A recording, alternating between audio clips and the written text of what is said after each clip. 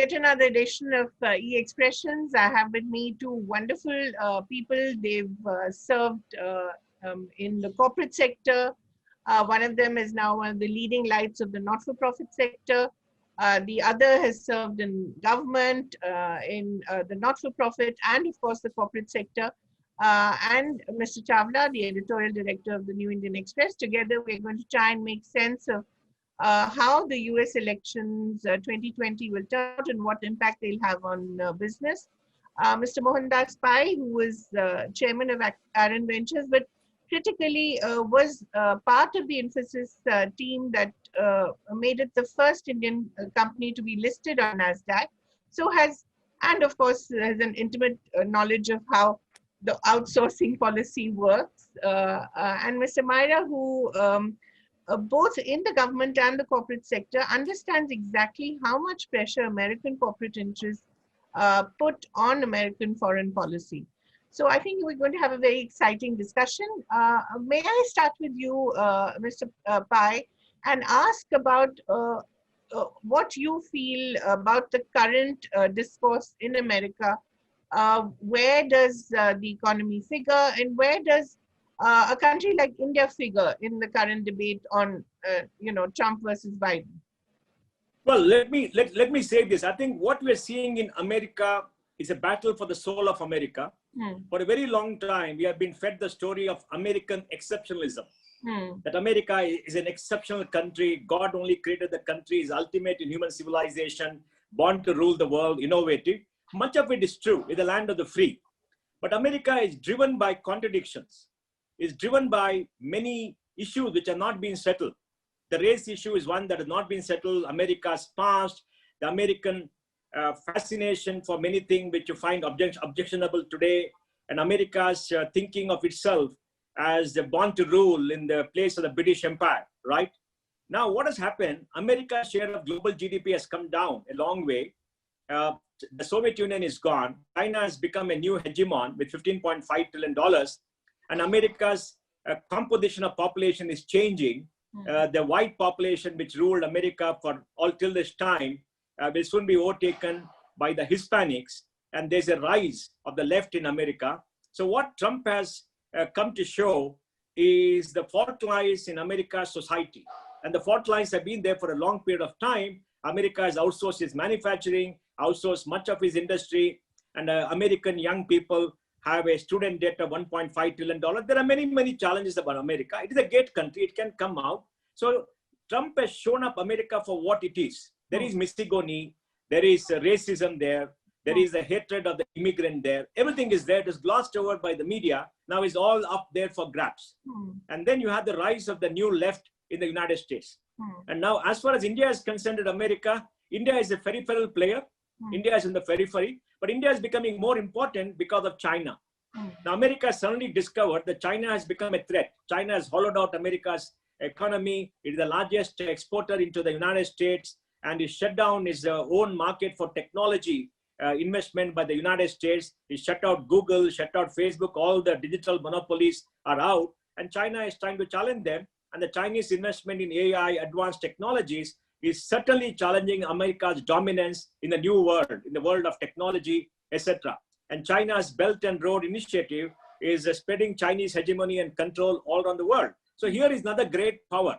So we have seen in history that when great powers rise, when a new young great power rises, the old power does not yield. There's inevitably a battle. And in this battle, due to China's hegemonic intention in the South China Sea, threatening Southeast Asian nations, threatening Japan, and trying to grab Russia's land, India's coming to India's border and pushing India around, making Pakistan a colony and getting a warm water port, one of the great needs of the great game in the 19th century. You're finding that America is suddenly finding that China is a new hegemon and trying to create a quad with Japan, Australia, shifting its forces to the Pacific, investing more in the Pacific, walking away from Europe.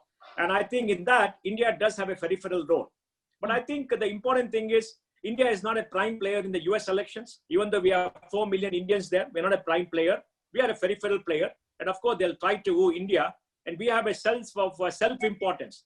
Our biggest issue is about the H-1B visas and immigrants. And that is a passing storm in my view. Because after the elections, I think if Trump comes back we will open up because industry requires it. They require it for the new digital monopolies. And if Trump doesn't come back and we have the Democrats come, they are open to immigration, and we will see many things. Great. Thank you so much. That was such a quick and wonderful perspective on the changes that we've seen in the global, in the international world. Mr. Myra, may I have you next and ask about the hollowing out of the American manufacturing industry that Mr. Pai talked about? You were talking about pretty much the same thing being done to India. And how do you see in India and American relations playing out before this and after the elections? Thank you so much. I'm so happy to be here with you, Kaveri and Prabhu and Mohandas on a very important subject. And you ask what would be the effect, if any, on the India-US business relationships if Mr. Trump were to win the election or someone else. And I'm going to say to you, it makes no difference at all. Yeah. You also mentioned earlier to me when we were talking about, well, there's so many Indian who are CEOs of very large companies, yes, especially in the sector that Mohandas knows very well, the information technology sector. And I'm going to say it makes no difference whether Indians run American companies or Americans run American companies. These are Americans, of course. And third, I would also say it's going to make no difference whether Kamala Harris of Indian origin becomes the next president, or Nikki Haley, who also is of Indian origin, becomes the next president. It will make no difference to Indo-US business relations. Why? Because there are some fundamental forces that have shaped the way US foreign policy has been made for decades, a century. And that is the role of business in influencing US policies, especially trade policies. Abraham Lincoln, just after the Civil War, said he feared what the Civil War, which had been settled in favor of having a federation, had unleashed. It had unleashed an industry to produce arms for both sides. And he said, what this industry is going to do to change the fabric of our society, I fear. Eisenhower, when he stepped down in January 1961, made a very famous speech about his fear about the defense industrial complex on the shape of the globe, the US defense industrial complex on the shape of the globe. Then we come to the 1970s, where two trends, one coming out of business and economics, saying the business of business must be only business. This is from Chicago. And then we had Reagan in Washington saying, well, government is the problem. Government is not the solution. In other words, let business run things. And so, of course, we have a president of the US today who says because he's a businessman, he can run the whole world and so on. So this is a very strong influence in the United States of the role of business in society and the necessity to let business actually have a free rein. Then the world will be better. Okay, this is ideology perhaps, but it's so strongly vested in the way US shapes its policies. So we come to another force is building up this, which is as Mohandas pointed out, the international relations for the last 20, 30 years have been in a sort of vacuum, which the US has sort of filled and had its hegemony on international multilateral organizations, the World Bank, the IMF, of course, and the WTO, all this time with no opposition, really. And so the trade rules have been very strongly made, and the investment rules, very strongly, the global trade rules, investment rules, by the US and by US businesses, very much so. And so we come to the point here where in the last few years, the investment community, which is really the business community of the US and the financial community of the US, have been able to get away by saying that there will be bilateral and multilateral investment treaties where investors can sue sovereign governments elected by their own people to say our interests are not being protected in your country. I mean, this is where we had come to. And you know, even in our country, there were people supporting this because sort of in terms of a very simplistic view of how power works and economies work, they said, well, this is good.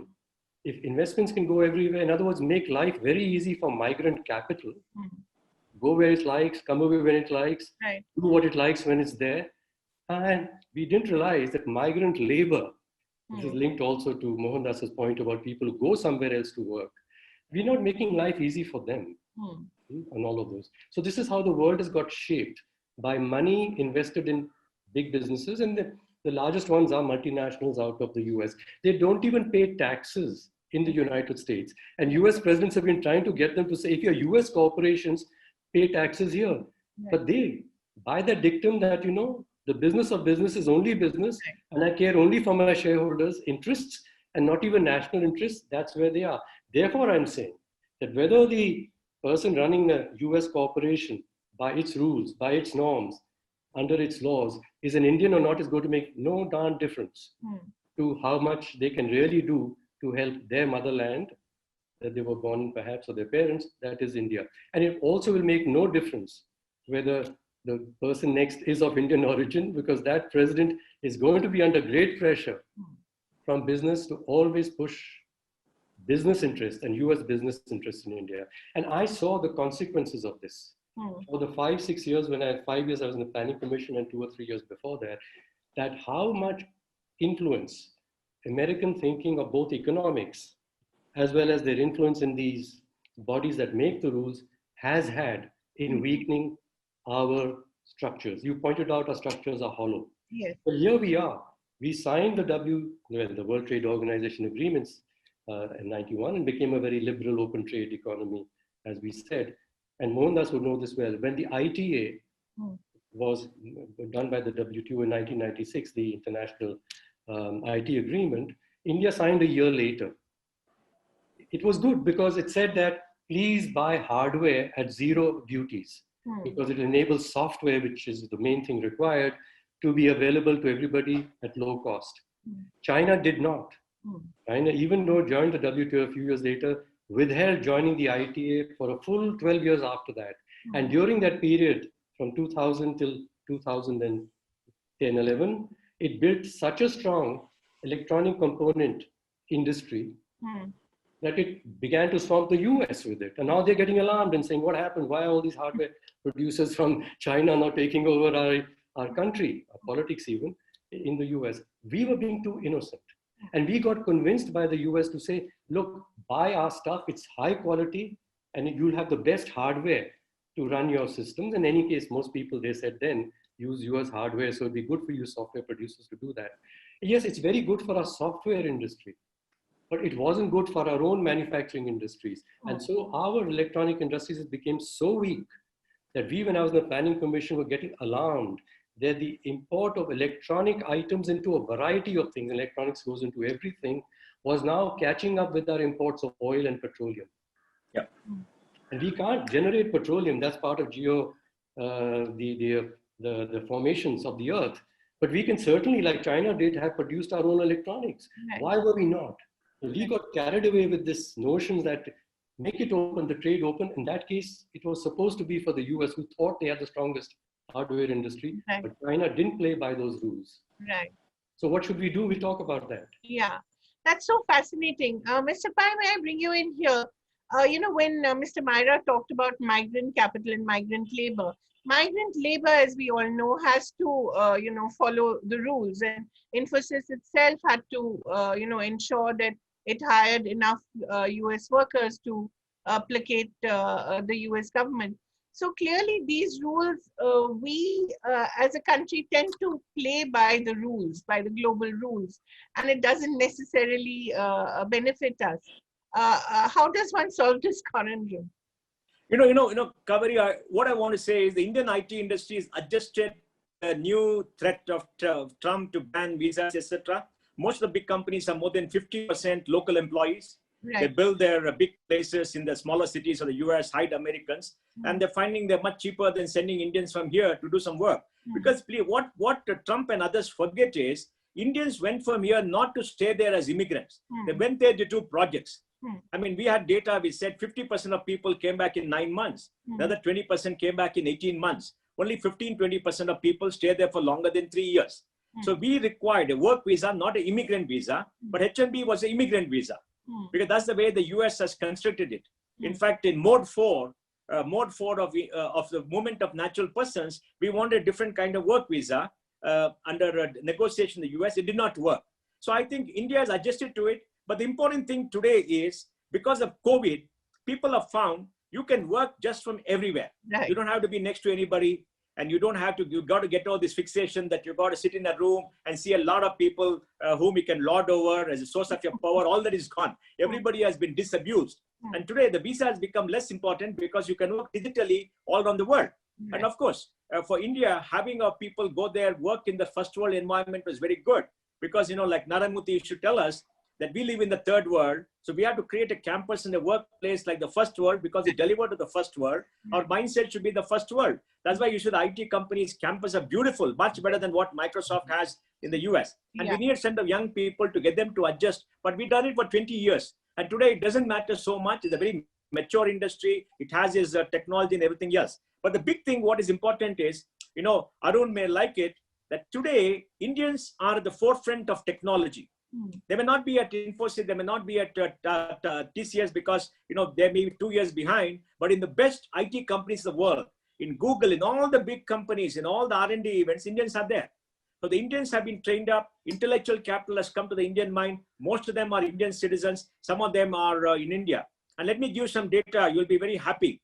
You know, America has 6 million software engineers. 1 million are Indians there. Citizens are green card holders. India has 4.5, out of which 2 million work for American companies. Out of 8 million working for American companies globally, 3 million are Indians.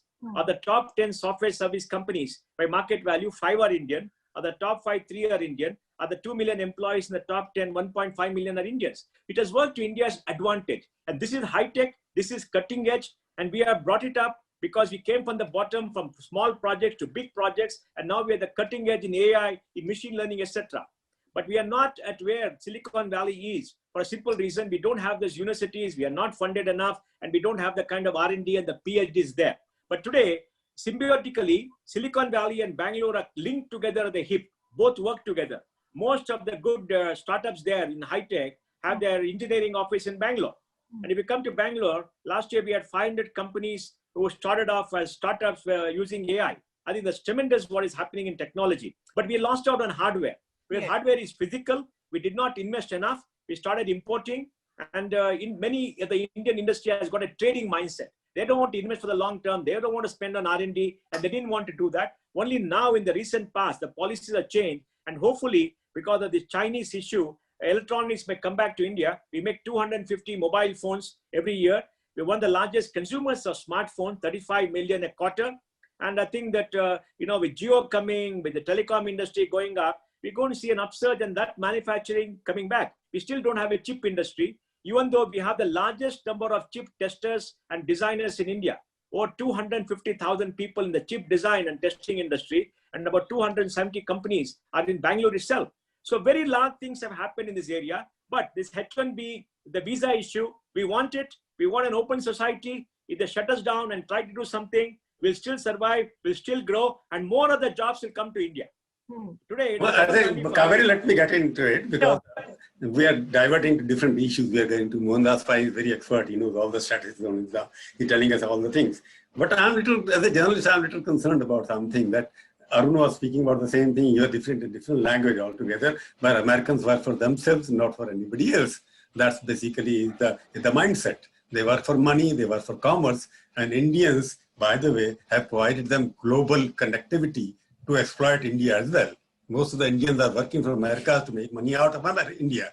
And I'm a little surprised, because Infosys, I'm proud of Infosys, that these guys created a world-class system here. But I'm a little surprised, if I'm not wrong, please correct me. I'm a little surprised and sometimes saddened also when somebody says Infosys is now foreign-owned Indian company. Is that right? Yes. 60% of the stock is held by foreign institutional investors. So that is what happens when you Indians work for Americans and Americans take over the Indian companies. That's what happened to the system.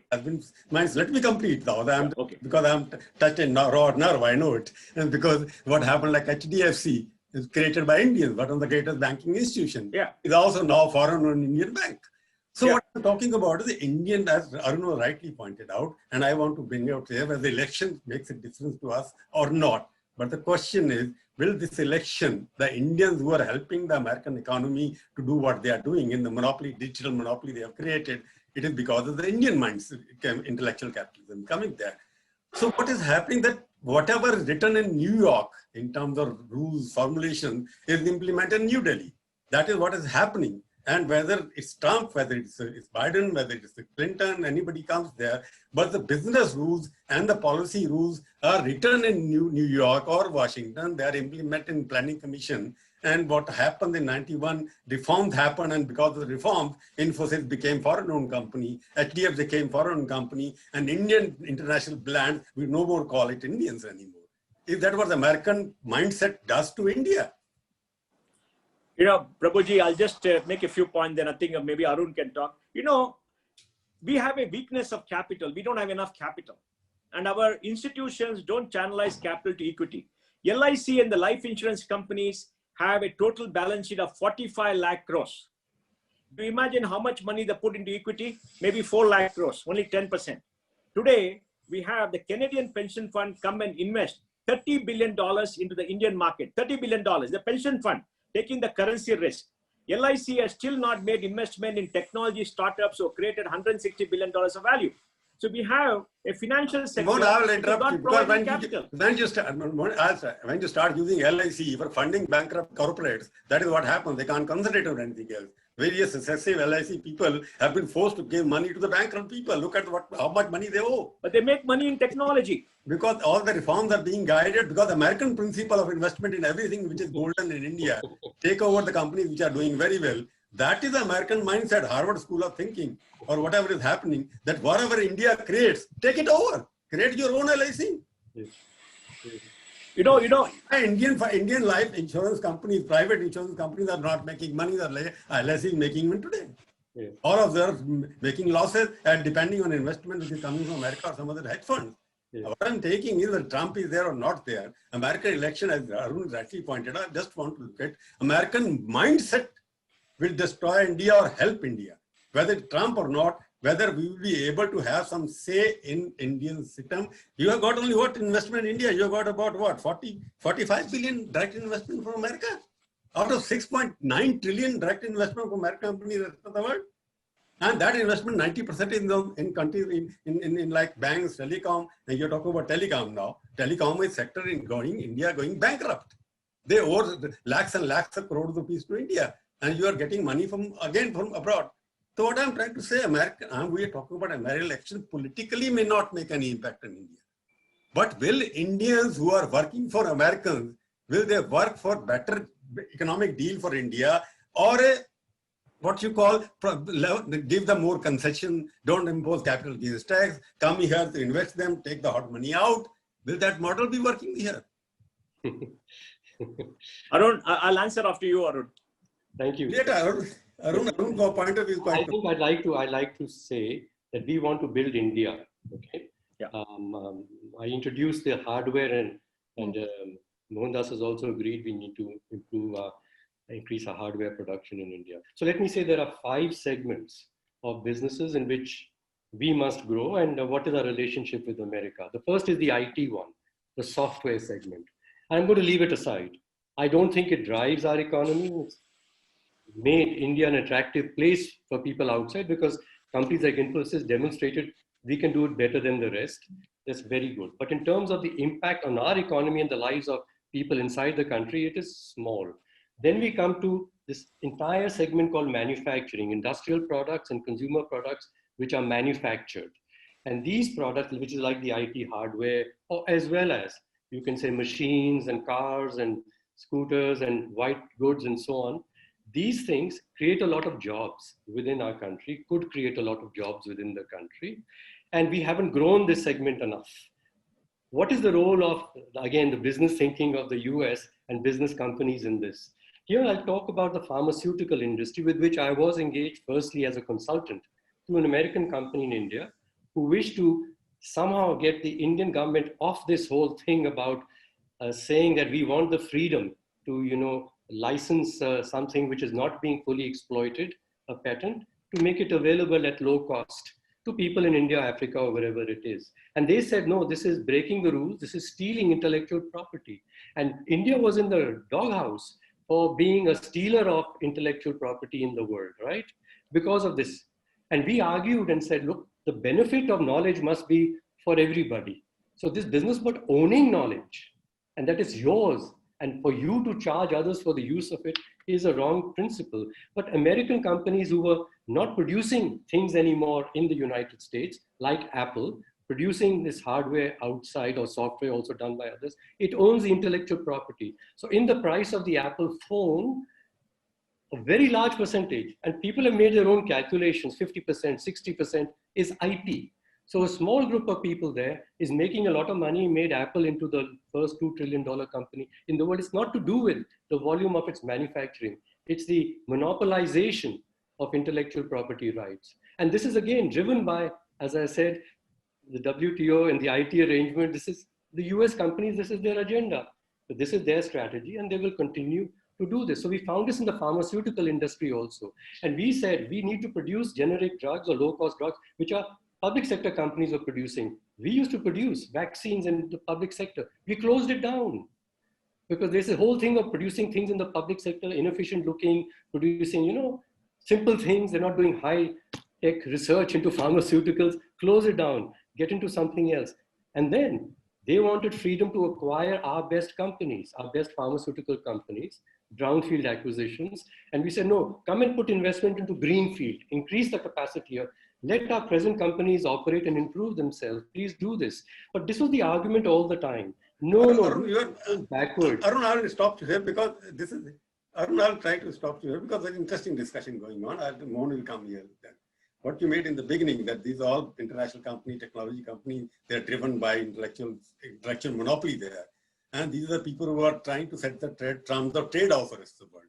I would just want to ask, because Infosys, TCS, they were the pioneers when there were nothing like that at that point in time. There were no Google, there were no Amazon, there were no nothing like Apple. They were the kings of the global connectivity. Why couldn't they dictate the terms at that time? They could have dictated both TCS and Infosys together. Okay, these are the terms of trade. Why did you not exploit that opportunity? Prabhuji, the question we got to ask is a very important question. The question we got to ask is, why do digital monopolies like Apple, Google, like Netflix, like Amazon, like Facebook, Twitter operate only in the US, not in Europe? The US is a $21 trillion economy. There's a huge technology market of $2 trillion. There's huge amount of risk-taking capital. There is technology assimilation. It's not there in Europe. These companies dominate Europe too. It's not there in Japan, which is a $5 trillion economy. It's a very unique situation. All our Indian companies are small companies. TCS is worth 120 billion. Infy is worth 60 billion. They are small companies compared to an Apple, right? And they don't get any revenues from India. India has got a small market. The American companies have a huge American market to themselves. They leverage that and go and conquer the world. They got America behind them. They got the power of the American president. What do we have? We have nothing to do. We are just coming from the bottom with nothing to our hand. We don't even have capital. We don't even put capital into our own companies. I mean, what do we do? You had the you have the advantage of entering in this field first time because you could have created why Apple is successful. No, it is not possible. Why young 25 years old, Zuckerberg is successful in 5 years. No, it is not possible. He was equally brilliant at that time. Why can't it's not about brilliance. It's about capital, it's availability of market. Today, let me give you an instance. The US market in technology is $2 trillion. India's market is 30 billion. Can any company succeed here? You cannot succeed here. There is no market here. You got to first grow the market. Alibaba, Tencent, and Baidu succeeded in China primarily because they shut out the world, and the Chinese market is 15.5 trillion.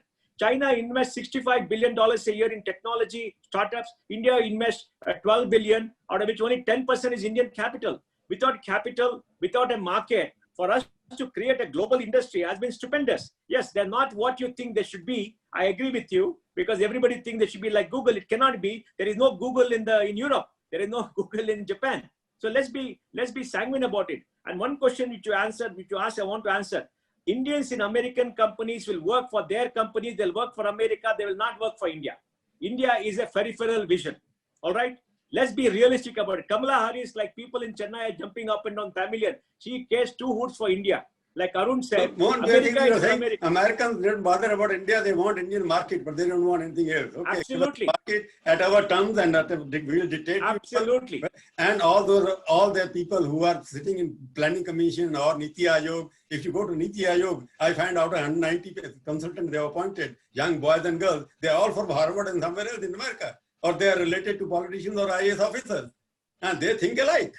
Yeah. If you look at the Invest India website. Invest India website is like marketing America in India, not marketing India into America. You're right. You're right. You're right. That's the reality. Other thing is America is still not a nation. India is there's a debate about India, whether India is a country or a nation. India people feel we are a nation, but America is not a nation yet. But still their commercial interests, I'm just saying, in American elections, Trump is much more closer to India, or maybe Modi ji. No other president was so closer to Indian Prime Minister, because Indian Prime Minister was not that outreach, not there. Modi has done the outreach, he has reached there directly. So therefore, this election after Trump goes or wins, doesn't win, Modi will have to find very difficult. Biden can't connect with Modi. Then, okay, Arun, you want me to talk or you'll talk? Let him talk. Go ahead. I think who is wishing to get clarification from you, but I have a few things to say, but I'll please let you go ahead. No, I think, see, we have to be realistic about American politics and American politicians. For them, India doesn't matter. We are not important in the world at all. Let's be very clear. We're a small $3 trillion economy with a per capita income of $2,000. We can think what we are. And the way for us to grow is to make sure that we work with the global powers. We use their markets to grow. We give them access a little bit of a market. And we do what China did, hold them off at the door. Don't allow the barbarians to come over and carry you off. Take advantage of them and grow your economy. Once you become a $10 trillion economy, we'll have much more global clout. Because globally, what gives power is your economy and your military power. The military power we'll never have. At least let us grow economic power. Look at what China has done. With $15.5 trillion, they are a very large economic power. You can't push China around. America is trying, but it's going to be difficult. So for us, coming from behind because of bad socialistic policies for the first 50 years of our freedom, doing all the things wrong, and we have to fight. Let's be realistic. Arun. Yes, thank you. Prabhu, you're putting it very well. There's a mindset and an idea about what is the best, smartest, world-class thing to do. And Indian industry and Indian economists started adopting an American idea as being the world-class idea, and we want to be respected and admired by them. I'm saying both economists and our business people also. And this is what has influenced the trajectory of Indian economy, as well as especially its industrial production for the last 30 years. And we come to this stage where we are worrying now about jobs and being able to stand up with our own defense. And China, what happened to China? And therefore to Mohandas, it was also in a similar position, wasn't it? Yeah. It was in fact in a lesser position than we were. In 1991, India's machine tool industry and capital goods industry was larger and more sophisticated than China's. And now we are importing all our hardware and sophisticated stuff from where? Not even from the US, because the China has even overtaken them. So what happened? So I would say here, this idea that if you open your economy up, it benefits citizens is just half the story. It benefits consumers. And Indians can buy the latest this and that and the other. And we, the richer people especially, were the most delighted with this. You could get the better cars, the better clothes, brand names, and so on. And even the other people, aspirational, middle class, said, okay, now I can also buy the same sort of stuff. Of course, over the years, that same sort of stuff is all made in China with labels from the US. And so we're creating jobs in China. And then we say, to buy stuff, people need to have jobs and income. But we all this time haven't made our citizens employable or given them employment, so they can't even buy the stuff anymore. So there is this anxiety, and which is why the investors in India say, where's the market now?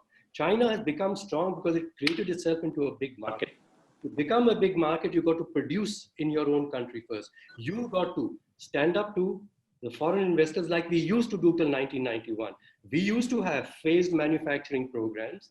Yes, I grew up in a company called Tata Motors now, a telco. We made trucks in India and buses in India, having learned from Daimler-Benz, and we exported them in those dark days before 91 against Daimler-Benz in Southeast Asia and in the Middle East and Africa. We said we can do it. We can do it.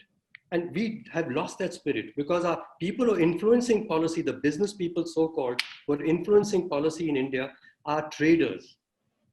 They will tell you how to. I don't know. You have reminded me something else because Maruti was a success. Even now it is a success. It controls almost 50% of the market. It was created by Indians and it is market now. They are going to drop the name Maruti and become Suzuki.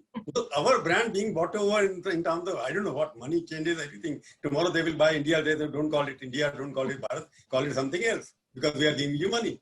So the mindset what I'm talking about is that, do you agree with me what both of you? That India, whatever US election or not, Indians have more American mindset in this institution. Do we need to purge the American mindset which pervades all over the country here in every institution, every decision-making process, so that India becomes self-sufficient and able to create and use the market to its own advantage? I'm asking both of you. Yes. You know, Prabhuji, American in India. Prabhuji, in Delhi, out of all the bureaucrats who rule this country and many political leaders, how many of the children are away in America? Almost everybody in power, every elite wants their children to go to America and not come back. Well, my son went to America. He's back here. He's working, and I like that because he said he wants to come back. They don't even want them to come back. And all the bureaucrats are very proud. Their children are in America. Everything is there. They exported out their future. So yes, you are right. We have this American mindset because we have not been a successful country. And we have this socialistic past where we divided ourselves. When we opened up, we did not sequence the opening up. Look at what China did when they opened up. First, they opened up agriculture, gave land to the farmer to grow and create a surplus. Then they opened up the borders, the coastal areas where they brought in SEZs to manufacture, to take advantage of the cheap labor and build the brands. Then they created contract manufacturing with the Chinese companies. They used the surplus to build infrastructure. Using the surplus, they subsidized the high-tech industry, created supply chain facilities. I think we should not compare China with India because that's a different political system. We can't. No, but we both have a billion people. They're the only source to compare. There's no other country you can compare. We are both big countries. We started off poor way back in 1970, or almost similar. Like Arun said, we are much better. What have we done since then? We opened up. We didn't support our industry. We brought in open policy without supporting. Maybe Rahul Bajaj was right. Rahul Bajaj was right. CPIM, those days were right. We should have sequenced it, but we carried away. Now, like you said, America rules New Delhi. American mindset rules Delhi. You're perfectly right. But that's political. But you know, there's a reality. There has to be purge. There has to be purge of Americans. You know, here is what Zuckerberg comes here, he gets a priority appointment. Amazon comes, he gets all rolled out, red carpet there. All the tech people who are coming from there exploiting India's market, they get the treatment, and therefore the Indian mindset says, okay, my boss is meeting Google boss, so I should go and lay down there and also do this, help them to create the market. That's the mindset being created. Anything who comes from America gets the priority assignments here, priority darshan also immediately. So that's why the whole mindset changes. No, I think Prabhu might say the red carpet is fine. In fact, the Chinese were much better than us at rolling out the red carpet in Beijing. And American businessmen used to say this, that, you know, when I go to India, I'm made to wait in some office and so on. When I go to China, the president rolls the red carpet in the Palace of People and receive. But they said thereafter they do what they want to do. Yeah. And this is Mahatma Gandhi's thing. I want to keep my windows open and get knowledge from everywhere, but I will not be blown off my feet. We got blown off our feet. And I want to say that, you know, in 47, 48, Gandhiji had this contest with Nehru, that we have to grow our own industries. They may be small, but grow our own industries, because then people will be producers, they can be consumers, build bottom up. And you know, the story you're telling, Mohandas, about China, different circumstances, but it was building the bottom up. Bottoms up. And Gandhiji said that, but we got so attracted with this idea about the big industry and top down, which led on and on, because the people who were telling us that our planning idea was wrong was Milton Friedman. He was one of the first economists to come and give a report to say, what is this idea of government playing a role? In India, we need government. And now, of course, America needs government. Everybody needs government. So we just lost it. We said, leave it to the business. We're again coming back to American politics. I'm going back to it because 91 reforms started that time, and that's why it's there. So I was editor of Indian Express that time. It was just a coincidence because 1991 we started it. We had 3 finance ministers in the neighboring countries, India, Bangladesh, and Pakistan. It was a coincidence that all the 3 came from the World Bank institutions at the same time. Was it to set the future in a particular way in this part of the country, in this part of the region? And since now, Mohandas and both of you, I'm asking you, supply side model became a mantra for success development at that time. And 35 years later, 39 years later, do you agree the supply side model at the same time by the World Bank pushed finance minister has brought us where we are today? No, I think we could have done better. We could have done better. The demand side model, by creating more jobs, by creating labor intensive industries, by greater urbanization, the model that China followed in sequence would have been a great model. Agriculture is our strength. Labor is our strength. We are labor surplus. We are not capital surplus. We incentivize capital, not labor. If you have a garment factory, 50,000 people, the inspectors are there, they take bribe, they harass you. You would set up a 50,000 crore steel plant, borrowing money from the bank. You didn't even have to pay back the banks. You could siphon off money, become wealthy outside. You could be anything. And you got tax breaks for that. That's the kind of policy, Prabhuji. I think, that is terrible. We sequenced it wrongly. We did not place to our strength. Correct. We have the Soviet supply side was supply, because Arun was there in Planning Commission, Motek was there, with the Singh Parivar at that time was known as all Motek Singh, Aluwalia, N.K. Singh and Manmohan Singh, this famous Singh Parivar which led particular supply model. I'll ask Arun, whether you agree the supply side model which was created by that time. Now, well, you come to that, as Mohandas rightly pointed out, sequencing was wrong. With economics, we were taught there are 3 stages of development. You go from one sector to another to another. India is the only exception, perhaps, where the tertiary services sector can contribute 60% of the GDP, which should have gone from agriculture to manufacturing, to services, but that's wrong. It has happened because of the supply side model only. You made cars more important, you made automobile more important, you made the services sector more important, financial sector more important. What do you think on this American model, American politics, forget it. American model of governance and model of economics, we have to get rid of it from India. That's right. Well, you're calling it American model of economics because very largely you're right. Chicago School in terms of primacy of business and business looking after only its own shareholders wherever they are. And then Washington taking that business model and making it its trade model. I mean, that is really what we had to get over. Real economics for the real people, for real people in the real place, has to be building their lives. It has to be ease of living. Prime Minister said. Not doing business. Ease of doing business. And ease of doing business, we always do it the World Bank's framework, which is the ease of doing business from the perspective of a foreign investor. That's an American mindset.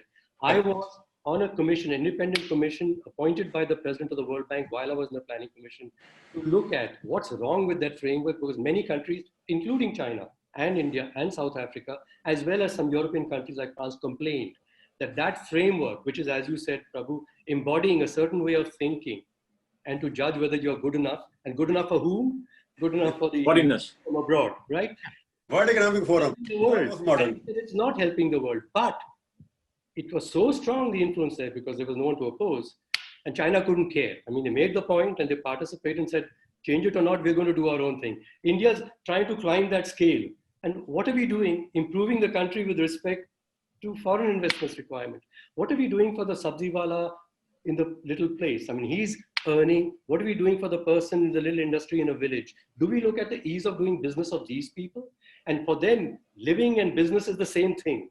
They live and work there. So we've got to change our framework. It's not with respect to investors from elsewhere. It has to be from our people's perspectives. To change this, as Manmohan Singh got me into the planning commission, said, why me, sir? I'm not an economist. He said, that is why. There's something going wrong with the economics, the way we're applying it. And I found it very tough, Prabhu. Thank you for saying that. I found it very tough against my colleagues and the economists. They said, oh, you want industrial policy? Do you want us to go backwards? I said, why do you think of the presentation of an idea which sounds to you similar to something else is the same old idea? I am saying get on to build things. That is the necessity, and learn how to do that. Let's not do it the same old way. There were very good things we did then, and I from my company, Tata, would tell you how to do it. We've got to have people who have the guts to do tough things in tough environments. Those are real industrialists. We don't want traders who then classify themselves as big businessmen and get awards for being the best businessmen. They're not industrialists. We need real industry builders. And industry builders do tough things, will take a long time to produce a result, but they'll do them. And the American companies don't want this. They change the rules. We used to have in the policy phased manufacturing programs. It was accepted. If you came in as a German company in 5 years or 7 years, or like Suzuki came with Maruti, you had to build the local supply base. That's how it was built. It was a requirement. It was accepted under global trade rules. After 91, you daren't say that you've got a phased manufacturing program. So when I described how India would stage-wise build its industries, the word was used to me.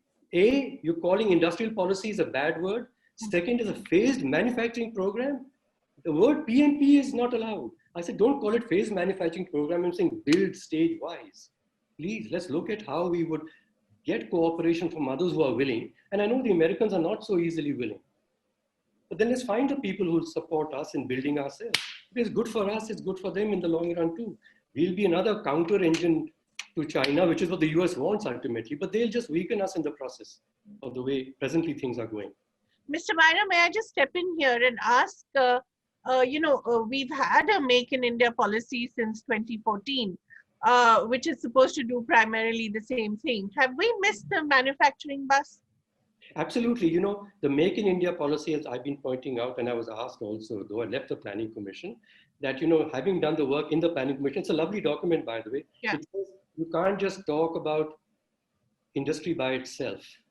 You've got to talk about trade along with industry. So in our ministry, we had the commerce and the industry as separate departments, and the commerce always had the primacy because it met the bigger people, it went out, was received on the red carpet and stuff. Right. So whatever it said is, you know, the Americans won't like it. So when the industry side said, we want a phased manufacturing program, the commerce wing said, no, no, no, no, no. This is wrong, it's backward economics and the Americans won't like it. So it was given up. So we said, look, you have to start with employment and job creation, a policy for that. Then you're going to realize you need industry. Then you're going to think about your trade policy as the last thing. You start with the trade policy and you're requiring industry to conform with your trade policy. And then no jobs get created. So start the other way. What can Indians do presently? I mean, they can do many things at the present levels of skills also. Encourage those industries and make them employed, not just employable. But if they don't remain employed, they're going to lose their skills and won't learn anything more. So this is another American idea, which was in the ease of doing business, that, you know, unless you do away with all labor laws, it's not interesting to an investor. And we have very little time left now. I want to rephrase the question again, because since we have to go back to the American elections, as both of you are agreeing and I also agree, the American election doesn't make a difference to us, because American election don't influence us. American policies and American business do us. But I want to say, do you agree with the phrase that India, forget about American election, we have to de-Americanize Indian fiscal and economic policy or not? Prabhuji, we have to create a policy which is good for India, putting India first. And in putting India first, there's a role for foreign investment.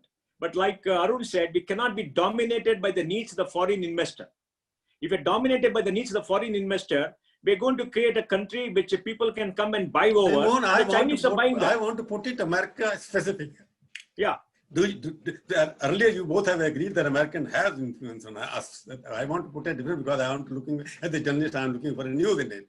There is a need. Both of you are eminent industries. Your setup very good. You have done under various business, and you are one of the person who have created Infosys. So I want to be specific.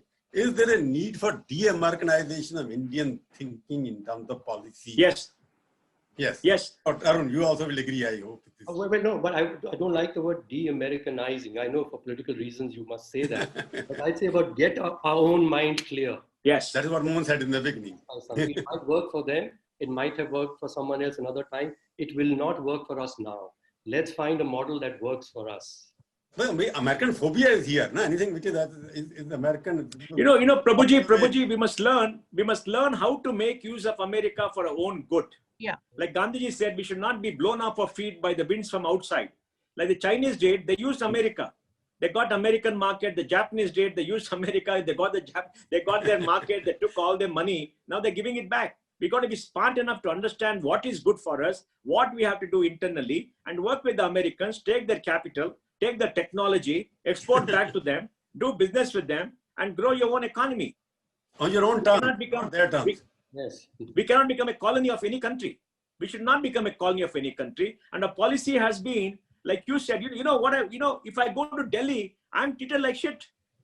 I'm made to wait outside. Whereas, an American comes there with that big four, suited, booted, whatever it is, they're all straight inside. I'm made to wait. I mean, what's wrong with that? Next time, you will go with Zuckerberg next time. No, I don't have to go with Zuckerberg. But And let me tell you another thing. If I go in my kurta, even the guard spits on me. He pushes me aside because I'm not in a suit. And if I go in an ordinary car, they don't even allow me inside. If I go in a Benz, everybody salutes. And in Vidhan Sabha, let me tell you, in Vidhan Sabha, I seen a street dog can go walk inside. If I come in a kurta, the guard will not allow me inside. In my own capital, in my own city. Mohan, I've been watching. Mohan, I'm just sharing aside because I watch social media quite frequently because I'm getting old sitting at home. What do you do? I see an American ambassador can just walking to anywhere without any problem. He is more tells every day. He describes his power he wields in the various political capitals. Yeah. During the pandemic, for him, the doors are open everywhere.